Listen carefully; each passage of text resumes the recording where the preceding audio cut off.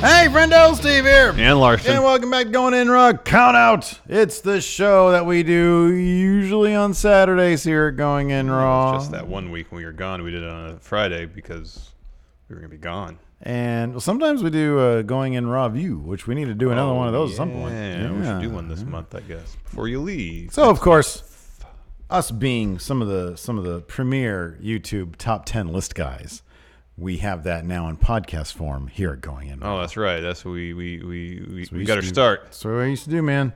If there was something that could be put in tens, Or even things that couldn't. We did it anyways. we did it anyways. That's right. We do it right here at Going In Raw. Make sure you're subscribed to the channel. Yeah. Hit subscribe, notify, bell. And then, of course, if you're listening to this in the audio realm, be kind. Give us a review, comment, or concern. Yes. If you're concerned about us, please let us know. By Review, all means. comment, or rating really does help boost the exposure of Going In Raw. Does. We're also on Patreon, patreon.com/Stephen Larson. We got all sorts of great reward tiers. Oh, man. Yesterday, Killer asked Steven Larson. Actually, no, that went up today because I put those up on Saturdays. Killer asked Steven Larson just... Award-winning even. It will win awards. Best bonus content in wrestling.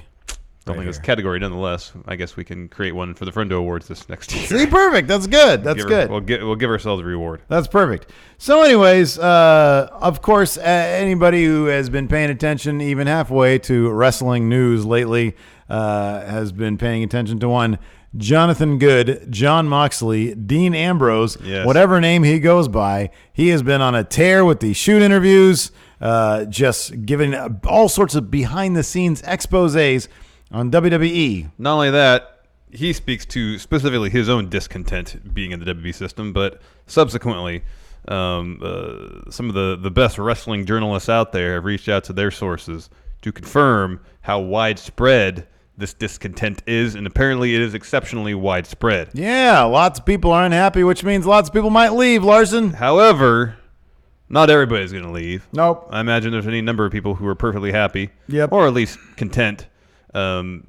wrestling, thriving maybe even in the WWE system. I would suspect that everybody on this list, save for maybe one name, is pretty happy. Yeah. Well, maybe two names. Pretty happy with how things are going and how things have gone in the WWE for them. Yes. And thus, they will never leave. Well, never may be a strong word, but it's like highly unlikely, but never looks better in a title. It's like a 2% botch for most of these people. Yeah, pretty much. It never just looks and sounds better in the title than most likely won't leave WWE ever. So, but effectively, especially I think the top five for sure, they're locks to pretty much make a career out of WWE. Yeah, probably. I think I'd be very shocked if Shocked. Incredibly shocked if anybody on this list ever left WWE. Yeah, absolutely. Anyways, let's get right into it, Larson. Yeah. Number 10. Seth Rollins. I mean, they treat him like $1 million. Yeah. They treat him better. Honestly, they treat him better than Roman Reigns. They do. I mean, numerous times Roman's been in line to get the push as the guy, and a number of times during the midst of that push, he's kind of been either neglected to or forced or just by his nature been pushed to the background. Yeah. When he was he was feuding with Triple H for the WWE title, he was kind of a background player for most of it because Dean Ambrose was at the fore. Yeah. Seth has never really been in that position. No. When he was top guy on Raw, he was top guy, and there's no mistaking it. First, when he was heel Seth, cashing in Money in the Bank, winning that title at WrestleMania, he was booked as a really chicken shit, cowardly heel, which didn't necessarily need to be the case, but there was no mistaking that he was the focal point of Raw. Yeah. In the lead up to his win against Brock at WrestleMania, and for the most part hereafter, he's the guy on Raw, and there's no doubt about it. Yeah, Universal Championship has not that's still the top title in WWE, and that's not going to change. And Seth is the guy that's holding it, and I mean, I don't know. It might be in perpetuity that they're waiting for Roman to get to a point where Vince McMahon is happy with the fan reaction to him, and then they'll roll with him as the guy. But that might be forever, and in that case, the guy is just going to be Seth Rollins. Yeah. And they seem perfectly fine with that. Let me ask you something. You took Seth to task a little bit when we were talking in our first Moxley video. Yeah, sure. What did he say again? Okay, so a fan asked about the nature of written scripted promos. Yeah. Seth said, I've never something along the lines of, I've never seen you backstage, so how would you know? All right. That's what he said, which to me was just a very condescending way of treating a guy. And I didn't hear the actual fans. I saw a transcript. I didn't see if the fan was coming off like a prick. But for people who are interested in the behind-the-scenes workings of WWE, I felt that was a condescending way to approach that situation. I had a theory that is backed by very little evidence, but I'll run this by you. So or Moxley seems to really care about character. Yeah. His character be involved in interesting storylines, and how that plays out during the course of a match. And I wonder, again, speculation, and I don't want anybody to assume this is a slide on Seth Rollins. I think he's great, and I think he does great character work, and he's a good promo guy. I wonder if Seth's primary concern is what happens between those ropes, the matches he puts on. Like the character stuff that leads to the matches, he does his best, but it's not his primary concern. His primary concern is putting on the best possible matches he can in the ring. I think there's anecdotal evidence, getting a feel for what he said in interviews, how he approaches his matches. I think that's probably a decent assumption to make. Yeah. And that's not to say he's not a creative guy, because to get to the top of WWE, I think you have to be a creative individual. And seeing how his matches play out, you can tell there's a lot of thought and creativity put into his best matches. I just don't know if he's. I wonder if he's not as concerned with the character aspect of things as he is just putting on awesome matches every night. Yeah, I don't know. He strikes me as the kind of guy who maybe it's the kind of thing where he understands that in ring is where he excels. Yeah. And so that's where he's going to focus on. But I also kind of feel like he's a guy who wants to be well-rounded. Totally. And I mean, I look at his heel work back in 2015, and I thought it was very, very strong. It was great. His character work is very good. His promos are very, very good. Yeah. But I would think that, in-ring is probably where he would want his primary focus, Whereas I feel like so. Dean's primary focus is character. Like, not to say he doesn't want to put on good matches, too. I'm sure he does. But I think it feels like, just based on what we've heard, he's focused a lot more on character during these interviews than in-ring. Yeah, I agree with that totally. I feel like Dean is focused on character and how the storyline, his character development informs the matches. That's the thing, is that everything with Dean, I think it starts with the character, and that dictates what you see in the ring with him. And when the character stuff seemingly is a non-starter for years, and he can't get what he wants out of the character, then it's like, well, the in-ring stuff is kind of secondary to that. You lose that. So, where with Seth, his primary stuff does seem to be sort of ring-based. Yeah. So maybe some of the creative issues backstage might not be, again, speculation, might not be as huge of a deal for Seth if he's given the latitude he wants in the ring. There's also the matter of what Dean was asking for with his character was a very specific thing. Yes. And with Seth, Seth is a bit more like, I don't know, I'm not going to call him generic by any stretch, because he's exceptional at his job, but it's not like he has a gimmick. It's not like the Lunatic Fringe is a gimmick. It's, you crazy guy, I'm going to stab you. He even said it. Yeah. With Seth Rollins, the architect, like it's a bunch of sort of more generic. There's no actual character there beyond just Seth. Yeah. So, anyways, good stuff. But he ain't leaving anytime. He's not leaving. No, it would take something major happening. He's like, I think, like in terms of regular roster people, he's like number 2 paid behind Roman. Yeah. I mean, right now he's given every opportunity to be the focal point on a consistent basis, and he delivers, so he's deserving of that spot. So there's really no reason why he should not stick around. Yeah. Number 9. Braun Strowman. I think recently he did an interview where he spoke about some frustration with the creative handling of his character, but said he likes WWE. He'll probably stick around there for a while. I think that Braun is kind of like the new version of the Big Show, and I never saw Big Show going anywhere else. They probably pay Braun a ton of money. He's a big special attraction guy. He will always have a place in WWE. Yep. he just is sort of perpetually stuck in Plan B mode. Yeah, I know. And celebrity mode guy, and guy who can win a tag team title with a 10-year-old. Yeah. So he's the sort of the guy I was speaking of when I said he's probably not terribly enthused with his role in WWE necessarily, but it's still much better than 99% of the company, of the talent out there. Yes. I mean, everybody would kill to be in his spot. It's just obviously his ceiling was like Universal Champion and beyond. Yeah, and they bungled that. If they hadn't turned him heel briefly just for that failed cash-in, it'd be interesting to see where he would be at right now. And let's say he would be Universal Champion, because I think Seth still would have been in front of him in line. Yeah. But he went from being super popular to the crowd being generally indifferent towards his presence. Honestly, I think his match with Brock, like that first singles match with Brock, which was like kind of shockingly short. The one at No Mercy that we were there for. Yeah. Yeah. Where it was like, really? That did it? That's it? Yeah, he tapped out, didn't he, to the Kimura? Or did he get F5'd? I think he got F5'd. He got F5'd. Yeah, he got pinned. He only took one F5, I think, too. Yeah, I think it was. I know. Didn't like Joe take one, and then Braun took one. There was a series where they were building up to the Mania match with Reigns, where they were booking the F5 super strong, so no one could kick out of it. Right. Of course, Roman at WrestleMania kicked out like 10 of them. I think that match, it's like, man, Braun can be a big, massive thing. I think that match kind of killed him. I really do. Yeah, it kind of did. Nevertheless, they're probably paying him a boatload of money.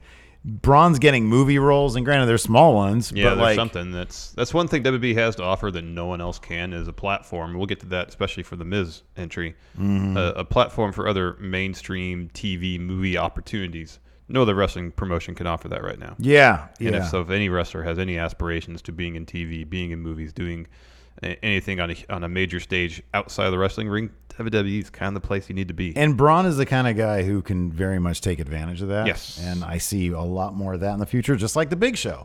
Big Show's on all sorts of stuff. It's interesting that Braun's gotten to a Big Show position in his career, kind of bypassing the whole world title reign, though. He has. I know. He has. It's a bummer. I think they know exactly, like, and I don't know, like, we had heard sort of like there might have been attitude issues or, whatever. And I wonder if that helped bypass all that, if that put him on the fast track to post 2009 Big Show, and on top of that, like, he had knee issues, and still when he runs around, it looks like it hurts. He's getting in way better shape, though. He is, yeah. He's jacked. Yeah. He's cut now, so Yeah. maybe he's doing that in an effort to drop some weight and alleviate the pressures on his joints. I don't know. That could be. So, his future is going to be interesting, but his future will definitely be in WWE. Yeah. Number 8. Sheamus. So we haven't seen him for a while. Apparently he suffered a concussion a while back. Heard that he was dealing with spinal stenosis in his neck. Yeah. One of the reasons they paired him up with Cesaro was in hopes of elongating his career. So I mean, it's entirely possible that we could be witnessing the tail end of Sheamus's career currently. Possible, yeah. It's entirely possible. WWE has given him every opportunity during his career, and I just don't see any reason why he would leave at this point. Yeah, they treated him crazy good. Yeah, since the day he stepped foot in the company. Yeah, they treat him like $1 million. He's probably paid really, really well. And on top of that, it's not just, would he stay with the WWE? If you look at the options outside WWE, I don't think any of them would seem very appealing to him. Maybe the lighter schedule of an All Elite Wrestling. But even that, the style of wrestling that they would probably employ in All Elite and most definitely in New Japan, that would do his neck no favors. He is a very, very WWE style wrestler. Yes. And yeah, that's exactly correct. The matches they wrestle in All Elite are more akin to what we've seen in New Japan because half the guys are from New Japan. Yeah. And around the wrestling world where you can get away with stuff like pile drivers and whatnot. Yeah. And that just is probably not going to do any favors to his body. Nope. I think, like you said, it wouldn't surprise either of us if this was the end of his days. Yeah. Sheamus is another guy though. I could see him wasn't he one of the bad guys in the Ninja Turtles movie? Yeah. Yeah. I could see him doing more He's stuff in like that that. cricket commercial. Yeah, he is. He's a very charismatic guy. Yeah. I could see him trying to do the acting thing. He can do some more acting for sure. He's got that terrific Celtic Warrior workout. Yeah, that's actually a really good YouTube channel. Yeah, I really enjoy watching that. Seeing him try to handle other people's workouts is endlessly fascinating. He's been in WWE for so long now. It'd be very bizarre if he were to go to All Elite. I'm not even sure that they would like be all that into him. I mean, it just I don't know where he fits. Yeah, I don't know. There. I mean, if it were 10 years ago, maybe, but you have a wrestler who's probably the tail end of his career dealing with a serious neck issue. Right, yeah. Who is a modest draw at best. Yeah. I just don't see... Like, I would understand New Japan more than All Elite. All Elite, I wouldn't see it. Yeah. New Japan maybe, but again, like he'd be in the mid card there. Yeah. That wouldn't be worth the toll it would take on his body to do it. No, it wouldn't. And he's used to living in the States. Yeah. Who in Monday Night Wars era, WCW or WWE, WWF at the time, do you seeing as being the equivalent to Sheamus, where they moved over and at first you're like, oh wow, that's a name, and then like I'm thinking like Boss Man, like when Boss Man came back to WWF, it's like, oh wow, that's a name, and then he very quickly fell to like the lower mid card. Yeah. That would be Sheamus. Yeah, kind of. It'd be that. It'd be like, wow, that's a name, and then it would just sort of settle within like 3 weeks, it just peter off. Yeah, exactly. Yeah. Number 7. Baron Corbin. Dude, I'm telling you right now, mark my words, he will be in Triple H's spot in 20 years. Entirely possible. I think it's either him or Seth. I think Seth has that potential. I think Seth has that potential, but I think Seth is going to be doing bigger things than working front office WWE. Potentially. Baron Corbin, for whatever reason, I just get this feeling. Maybe it's because he wears business casual to the ring. That's also true. He does look the part. He does, totally. I seriously get the feeling that he is going to be, they're going to be doing documentaries following him around, doing NXT stuff. I think that match was great. Now, here's what you got to do for this entrance is you got to bring up the lights and then you do your pose. You ever thought about changing finisher? You should maybe try to change that. And then people are like saying, oh, Triple H is crazy. He's out of touch. When is Baron going to take over? I know. I'm telling you, man, Baron Corbin really does seem like the ultimate company guy. It's obvious Vince loves him. I'm pretty sure Triple H really loves him also. I could be wrong about that, but I just get the feeling, man. It's been an interesting journey for Baron. I don't think he wrestled before going to the Performance Center, so he's a WWE developmental product through and through. I believe so. Yeah, he was football before that. And the leaps and bounds he's made since even just joined the main roster have been pretty significant. He's a much more enjoyable wrestler to watch in the ring. Yeah. His trash talk is still hit or miss, but he's much better on the mic. Yeah. I remember that he had that match against Apollo Crews in NXT. Mm-hmm. I think it was the takeover that was in London. Okay. And his attempts to talk trash were woeful. Oh, I gotta watch that again. Horrible. Yeah, that sounds familiar. Horrible. Hey, you think you're not good like me? Hey. It was bad. What do you think they're doing now? But he was just talking like that. He didn't raise his voice. It didn't give any emotion behind anything he was saying. Yeah. And then now he talks trash in the ring. It's relatively effective. It's pretty funny. Yeah. Yeah. Yeah. So yeah, I don't know, man. I just get this gut feeling. I think in like 15 years, he's gonna be doing. He's gonna be sitting in those production meetings. And I think so. I do, because like also what we've heard about him backstage is that he's not afraid to speak his mind. Mm-hmm. You know, and that kind of guy, and he's like tall. I think they just and hopefully he got humiliated by John Cena at SummerSlam, and hopefully all that was a learning experience. Triple H got humiliated by Ultimate Warrior. Yep. It's the exact same story. Yeah. It's the exact same thing, man. I'm telling you. Baron Corbin's going to be running WWE, and he's never going to leave Never WWE. going to leave, huh? Nope. And that's the thing also, is that he probably thinks AEW and New Japan are pissant companies. I could see him thinking that's the real Entirely thing. No. possible. WWE is the only stage large enough to accommodate Baron Corbin. Yep, exactly. He's going to be running the company, man. I'm telling you. He's never leaving WWE. Number 6. Randy Orton. Now, we heard, I think Meltzer said that word got around backstage that he would listen to All Elite, what they had to offer him. Leverage. I know.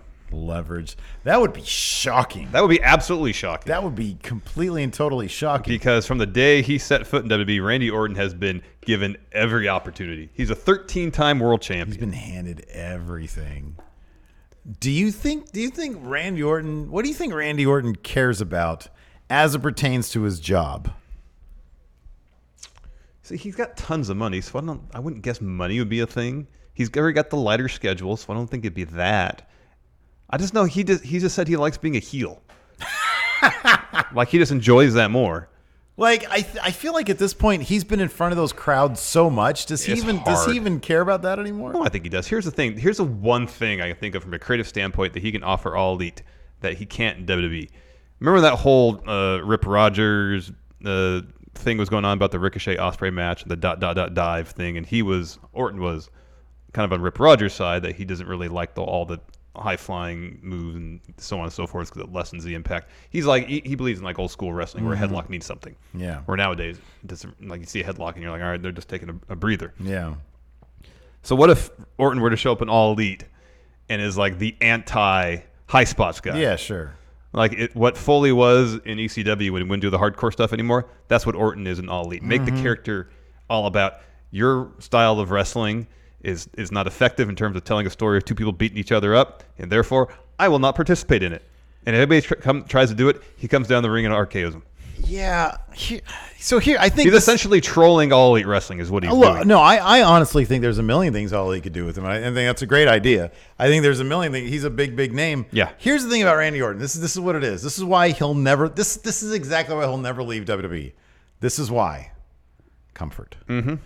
He has been given every luxury to lead the most comfortable life possible, and nobody could possibly compete with that. I mean, maybe in terms of the schedule, All Elite would be able to accommodate that, and they can wine him and dine him. But he's also there with a bunch of indie guys who are used to making like $500 a pop, and now they're in All Elite. And I don't know if he wants to hobnob with that. I don't know. He doesn't seem. He seems like a relatively down to earth dude. Relatively. Yeah, but he has his bus. Yeah, I know. Again, his, you're talking comfort. I'm sure for years and years he was making towns in a rental car like everybody else. He just got to a certain point in his career where he can afford that. Those are the comforts that he has afforded himself by putting in all this sweat equity into his career. Yeah. You tell me in 5 years the Young Bucks won't have a bus? If they don't have a bus they're now, executive vice presidents. They probably have a bus now if they want. They take the Jaguars. And I don't think it's private plane. And I don't think it's a situation where they were trying to separate themselves from the boys. And I don't think it's the situation with Randy Orton either. I think he's gotten to the point now where he's like, oh, I can afford this, so I am more comfortable on the road, and therefore I could take better care of myself. Yeah, he has all that. Based on his Twitter activity, he seems like he seems like one of the guys. Yeah, but he's also just very comfortable.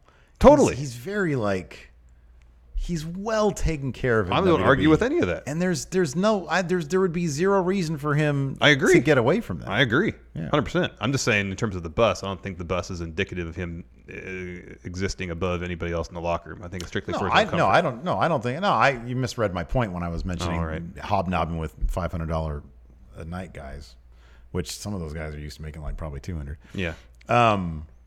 It's just a different. I think it would be a different culture than what he's used to in WWE, and there is a comfortability there that I think that I would be very surprised if he got away from it. WWE's the big time. He's always been in the big time. Yeah, that's true. And when WWE is sending NXT UK Cardiff to compete with All Elite Wrestling, they're not sending out their big guns. They're not there yet. That's not a real thing right now. Yeah. So, and I think that perception is going to last. Randy Orton's gonna go out being a WWE guy. Totally, 100%. I agree with you. Now, would they long after he retires, would he do a Bret Hart and come and debut a new title that's entirely there? Possible. That's possible. Even that I'd find surprising though. Would he? Let me ask you this: he retires tomorrow. Does he do Starrcast 3? I don't know if he does. I don't know if does he do inside the rope shoot interviews. I don't know if he does conventions. I don't know if that'd be his thing. I just don't know. I don't know. I'm sure he's got a ton of money. Oh, I'm sure he's got massive amounts of money. But he might like it. I don't know how into. I just don't know. I mean, those convention scene he is. Those conventions, you walk out with literal garbage bags filled with money. A guy like him. Yeah, totally. Because, I mean, that's how it is like on the nerd circuit. Like what's that dude's Norman name? Reedus? Norman Reedus. Yeah, you told me that. Walks out with a garbage bag, a hefty sack filled with 20s. Yeah. Wrestlers love money. Oh, yeah. No, I understand that. I mean, people were saying, how much did Brett make for his meet and greet? Oh, I don't know. Like, how many people do you think, or how many tickets do you think he sold his meet and greet? Well, probably 300 or 400, maybe. Let's say it's 400. $100 a pop. Yeah, that's good money. Tons of money. So I don't know. But I don't know. Randy Orton is a WWE institution at this point. Yeah, he really is. He ain't going nowhere. No, he probably just beat Access every year. When is he going to retire? I don't know, man. He's still in great shape. He looks. He's younger than us still. I think he's only in his late 30s. I'd have pegged him at like 49. No, I think he's younger than us. I think he's 38 or 39. Oh my God. Number 5. The Miz. Here's a situation where The Miz is in a position now where, Randy Orton was born in 1980. Oh my God, he's 39 years old. Yeah. Where it's obvious he's got some pursuits outside of the wrestling ring. He's the Marine. Yeah, and a lot of those opportunities would probably only present themselves to him if he were part of the WWE roster. Yeah, he's the Marine. Was it Marine 6 was the last one? Yeah. Marine 7, 8, 9. He still has a lot of Marines left. Yeah, he's got his reality show with Maurice. Reality show? That follows SmackDown. I mean, he's a wrestler who's been given every opportunity. It seems like Vince really likes him. Seems like he's in the good graces of basically everybody in the company. Yeah. See no reason why he would ever leave. It took him, how long has it been? 13 years or Something like that. For him to get the fans to basically pop no matter what he does. Mm-hmm. He's like one of the most over faces in the company. Who had ever thought? And like naturally over. Mm-hmm. Like that just happened. It's one of those things where it just happened. He ain't going nowhere. Nope. He's in the big time. And again, like if he would have gone somewhere, I don't know. Like, I wonder what year was his first contract extension where he had to sit there and think, man, I've been kicked out of the locker room. Fans crap me no matter what. I would guess people hate me. Probably before he won the title. Yeah, I think you're probably right. I mean, did he ever think? I mean, because TNA was kind of hot business to 2009. Yeah, like they had some good things going for him. Did he ever think, man, I think I want to go I imagine there. he's one of those guys who grew up probably watching primarily WWE. Yeah. Oh yeah. And so for him, it's probably WWE or nothing at all. I think you're probably right. Yeah, I think main roster debut was right. 2006. Mm-hmm. So yeah, I would guess it would be 2009, 2010. He probably his contract might have been up. You're probably right. Yeah, but yeah, no, I think what you said about the movie stuff, the outside opportunities. Yeah, I think that would be huge for him. Mm-hmm. Yeah. Now, if somehow Tony Khan had access to like even better Hollywood agents. All elite pictures. Yeah, exactly. Then that might change. Yeah. But even then, I just kind of feel like The Miz he just seems like he's the type of wrestler who sees WWE as the peak in the industry, and anything less than the peak isn't really worth doing. Yeah. Yeah. He just comes off that way. No, I agree with that totally. And it's not like he's ever been the guy who like, I want to put on 5-star matches. Yeah, he's not a work rate guy. Uh-uh. You can put on good matches. Yeah. Really good matches. Wow. But you don't expect a 5-star match from The Miz. I never got the idea that he really cared about that either. You know? Like, he strikes me as the kind of guy who doesn't. I remember when we first approached him for an interview, he was like, we were like, we're a wrestling podcast. Oh, you guys probably hate me then. Yeah. And he had such a smile on his face when he said it. Yeah, I don't think he cares about that kind of stuff, you know? Mm-hmm. He's self-aware in that respect. Yes. Boy, how great would it be if he showed up at PWG, though? That'd be great. And had like an absolute barn burner. It's like, wow, where was this Miz all these years? Number 4. Roman Reigns. It's his yard. Well, it's his yard. Why would he leave his yard? He owns his yard. He ain't going nowhere. Yeah, I have a hard time believing he's going anywhere so long as Vince sees him as top guy. He's in the Rock's movie. Yeah. He's probably going to have his own spin-off movie because Probably. of that. He'll probably have like a 3-minute scene with The Rock, and he'll probably get a spin-off movie from it. Maybe. People will see him and be like, oh, man, where's this guy? And then, it's off to the races for his Hollywood career. Yeah. And Vince probably has him locked into one of those management contracts that, like, you can't do shit without Vince's permission. Maybe. Roman Reigns has built himself an empire that exists exclusively due to the WWE. Pretty much. And to walk away from that, he's literally the highest paid regular roster member guy. Yeah, and he's afforded every opportunity to shine in WWE. He's the man. I just don't see any reason why he'd want to go. No, that'd be weird. Although it was interesting to hear Moxley talk about the infamous suffering succotash promo that he was made to deliver. Yeah. Reigns, that is, and how Reigns didn't like it, pushed back against it, had to do it. And just the fact that Moxley was saying that like Roman would drop these incredible promos like in rides from town to town, and maybe never get to see him. Yeah. Yeah. Moxley went on more about how basically everybody in the locker room loves Roman. Yeah. Like yeah. everybody loves him. Yeah. He's just an immensely charismatic, likable guy. Yep. Everybody respects and loves him. Mm-hmm. And it's a shame that it doesn't happen often enough that we don't get to see Joe enough. Yeah. We get to see the Vince construct of Roman Reigns, which seems like a far less interesting character than Joe himself. Mm-hmm. And we got to see little glimpses of Joe here and there in the last 6 months or so. But man, how great would it be just to get Joe? I know, it would be. It'd be awesome. It'd be true. I thought that's what we were going to get when he came back, and then they started booking him the same as they had before. Yep. That's Vince for you. Oh, he's back. I'm just going to do the same shit that I did before. Yep. Not lesson learned. Nope. Why change course when I can do more of it? Maybe the fans will actually do what I want them to. I know. That's his ethos, seemingly. Yeah. Yeah, Roman Reigns ain't going nowhere. No, probably not. He'll be a big. We'll understand. We'll understand what he could be once Vince goes away, assuming that happens. Although Moxley seems to think that Vince is going to be 90 years old and Triple H will be 70 years old when by the time Vince goes away, he's going to die in the chair. Number 3. Charlotte. Yeah, Charlotte. She's a huge star. She's already won the championship, 9 times? Well, wrestling for women isn't what it is in the WWE anywhere else. Well, yet. All Elite's trying. Yeah. They're trying. Yeah. And get some television under the belt, some awesome matches, and they can start getting to those heights in terms of a platform for women's wrestling. Yeah. But no, I agree. Right now, WWE is the largest platform available for women's wrestling. Totally. And it's going to take a while. Yeah. I mean, they can put on all the amazing matches they want to. It's just with WWE also, they sort of shot themselves. They did the whole women's revolution thing, and they made such a big deal about it being, the main event of WrestleMania, which made women's wrestling even bigger in WWE. It's like the place to be for women's wrestling. So yeah, anything less would be, all the best talent is basically there. Yeah. I mean, excluding maybe international, like in Japan, there's all sorts of awesome talent there in the Joshi wrestling scene that we got to see some of. Yes, which was great. In All Elite, which is fantastic. But no, Charlotte is the queen. Vince obviously loves her to death. She's, like you said, a 1,000,000-time women's champion, and that ain't going to change anytime soon. I think that her. I couldn't see her. I couldn't see Becky Lynch. Yeah, I almost included Becky on this list too for the same reason.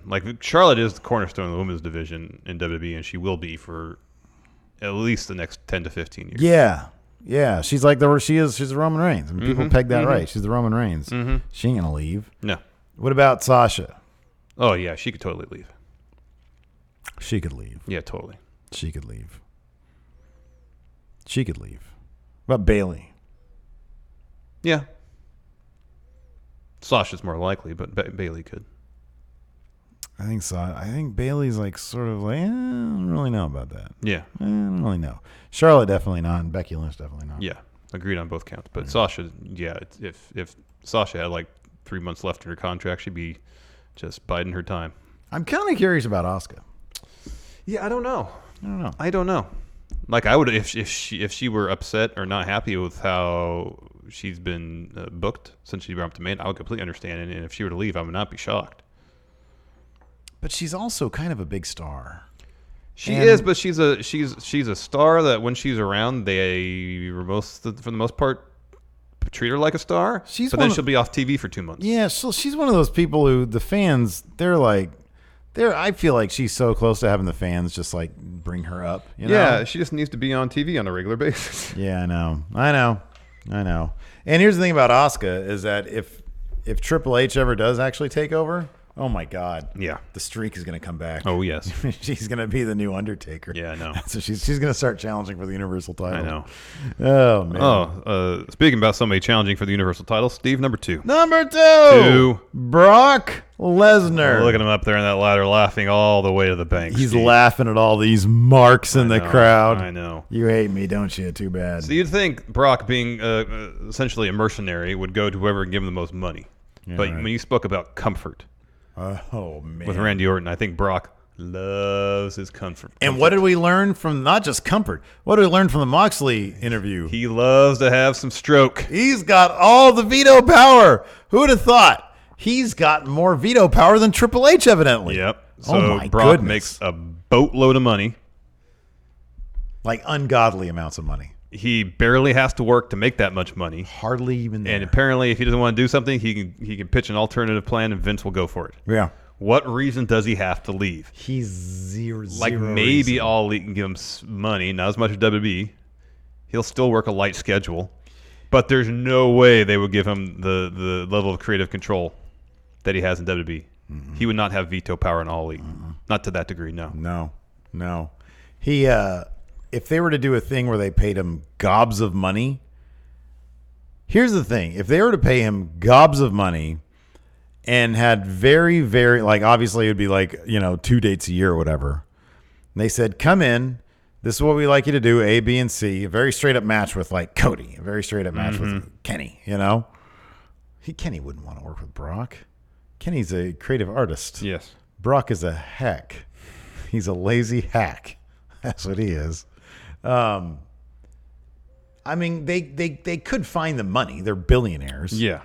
But it's just, no, man, no. He comes in. Vince loves him. He loves Vince. Vince is a giant money tree. He shakes every once in a while, So no, Brock is. He's got too much. He can manipulate everything in WWE. Yep. He literally can do whatever he wants in the biggest company on the planet. Why would he ever leave that situation? I don't think he ever would. He wouldn't. Now, that being said, let's say Brock has let's say he's done with his deal with WWE, and he's like, yeah, maybe he'll come back next Mania or whatever. If Vince needs me, he'll call me. In the meantime, Tony Khan calls him up. Hey, we want to do like a special one-off thing. We'll give you $20 million, which they would never do because that's silly to think. But let's say he did because he's got all the money in the world. He just wants to make a splash. Yeah. He wants to make a big splash. Brock Lesnar, Yeah. That's a big deal. How mad would Vince be if Brock took him up on it? Oh, immensely. Oh, man. He'd be throwing stuff around his office. He would be. He would be absolutely incensed. He would be so mad. Absolutely incensed. He would be pissed. Be pissed off. Any event. Let's get to number one, Larson. Number one, John Cena. I mean, he's more or less said that WWE is his home. Yeah. Yeah, he doesn't wrestle a whole lot these days, but when he does wrestle, it's going to be in a WWE ring. It's WWE. He knows it. It's family. It's familiar. Yeah. He's not going to All Elite. No. He's not going to New Japan. As much, although of everybody on this list, he's not doing a star cast. of everybody on this list, he's the guy I would want to see. Oh, yeah, totally. He's totally the guy I'd love to see. Could you imagine him and Kenny Omega having a match? Oh, man, that'd be incredible. How amazing would that be? That's my dream match right there. John Cena, Kenny Omega. Not Kenny versus Seth, but Kenny versus John Cena. Oh, yeah. Yeah. Yeah, dude. Are you kidding me? Yeah. John Cena, he can have a 5-star match. Now, we obviously didn't include Triple H in this list because not only is he a wrestler of the company, he's also a chief executive, so he's really not going to leave. No. He's the heir apparent. He's going to take things over in that time, 25 to 30 years down the line when Vince stops working. Let me ask you this, dude. Also didn't include Undertaker because he already agreed to do a deal We with saw what Starrcast. happened when he tried. He tried to go to Starrcast. He tried to go to Starrcast, the official wrestling convention of All Elite Wrestling, according to Vince McMahon. Yeah. Crap, I was going to ask you a question. Oh, what will our reaction be? What will we do when somebody breaks the news that Vince is stepping down? What's going to be going in Raw's? What will we do? I think it depends. One of us would text the other. Yeah. Well, I guess I'm thinking about on the show. It depends on the circumstances. Like if he has an epiphany one day and realizes that he's the problem, the scenario that'll never happen. Never happen. And steps down. Yeah. It'll be like Mardi Gras in here. Right? Yeah, man. It would be like Mardi Gras. Oh, man. Popping bottles. We're going to play some music. Yeah, man. It'd be a party. Oh, man. Now, if it's a situation where Vince passes away and that's how Triple H assumes control, we can't really party about that, can we? We're gonna have to like be respectful of it. Totally. But we're gonna be like giddy too. That's horrible. But I'm keeping it real right now. That's fine. We'll be giddy. Keep it real, I guess. But we're gonna be respectful. Now and then there's the third situation where some like huge controversy happens that Vince is forced to step down. again, it's a situation you really can't celebrate that because there's something probably horrible happening that's leading to this controversy. Right, yeah. So it's not a occasion to celebrate. Yeah. Vince in his 40s during the height of the Attitude Era in his 50s, killed a bunch of kids or something. Wow. It's not something to celebrate. It's not something to celebrate because kids died. But the product is going to be better. Yeah. So that's great, right? Yeah. No, that's terrible. The circumstances not Hostile takeover. It'll be a party unlike anything you've ever seen. Yeah. In your life. Hostile takeover. But I don't know if a hostile takeover would mean Triple H to be in charge. Yeah, I don't know either. I don't know. So hopefully he'll just come to his senses, step down. Triple H, he gives the... So we can get the champagne. Yeah. Oh, yeah. It'll be... Get the goggles. It's like we won the World Series, man. Yeah, man. That'd be great. Anyways, thanks so much for watching. Let us know what you guys think in the comments. Who do you think would never leave WWE? Till next time, we'll talk to you later. Goodbye. Be a part of Going In Raw today at patreon.com/Steven Larson. Starting at $1 a month, you can enjoy Going In Raw ad-free, gain access to the daily 30-minute Going In Raw post show, exclusive merchandise, and so much more. Support Going In Raw today. Click the link in the description.